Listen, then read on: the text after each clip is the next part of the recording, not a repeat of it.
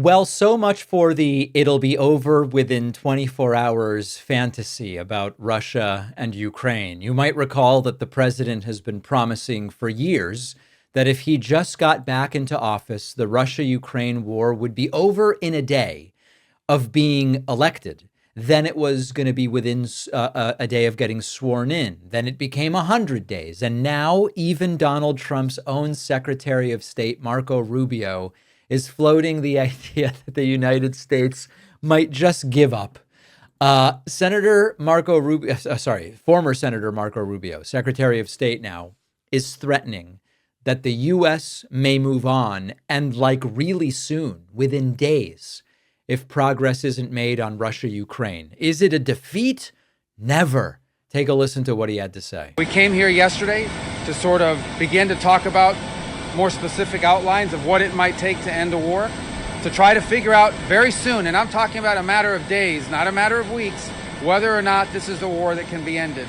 If it can, we're prepared to do whatever we can. If it's not possible, if we're so far apart that this is not going to happen, then I think the president's probably at a point where he's going to say, well, we're done. I think from the U.S. perspective, we've spent 3 years, billions of dollars supporting the Ukrainian side, and but now we've reached a point where we have other things we have to focus on. We're prepared to be engaged in this as long as it takes, but not indefinitely, not without progress. If this is not possible, we're going to need to move on. I think the president feels strongly that we've dedicated we've done more in 80 days than Biden ever did to bring this war to an end.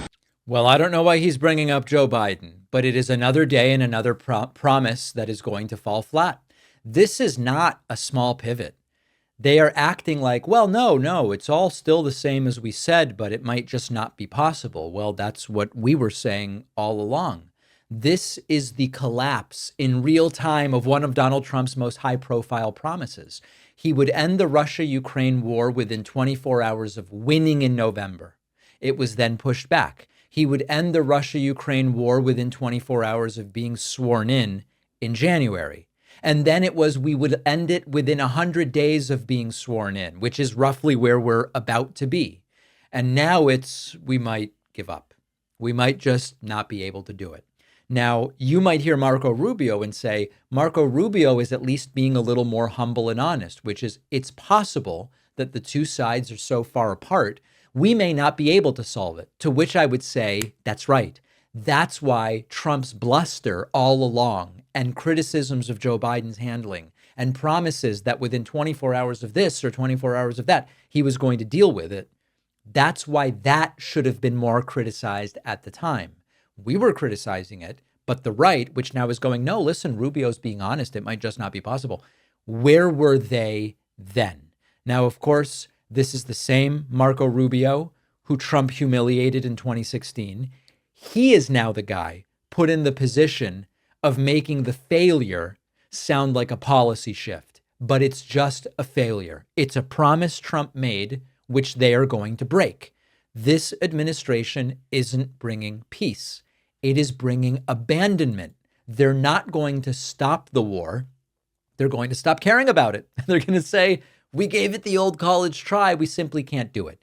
Now, the right is framing this as a great acknowledgement of the complexity of the world.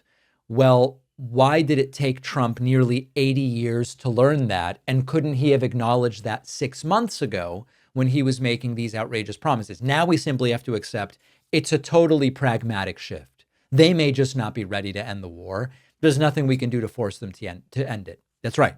That's exactly what we've been saying for a very long time.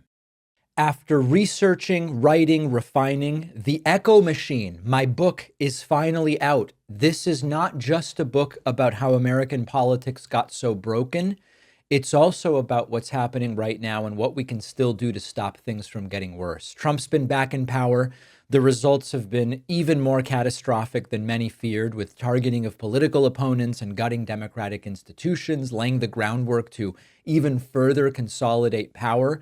But the thing is that none of this is inevitable. The same forces that brought us here can be countered if we understand how they work and what to do about them. And that's what the Echo Machine is all about. Some say that without corporate media backing, books like this can't succeed. I think we can prove them wrong. You can get the Echo machine right now at davidpakman.com/echo on Amazon, Barnes & Noble, Audible, Kindle, or by calling any local bookstore and asking them to order it.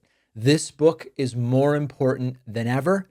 If you care about what happens next, and I do, check out the Echo machine today at davidpakman.com/echo.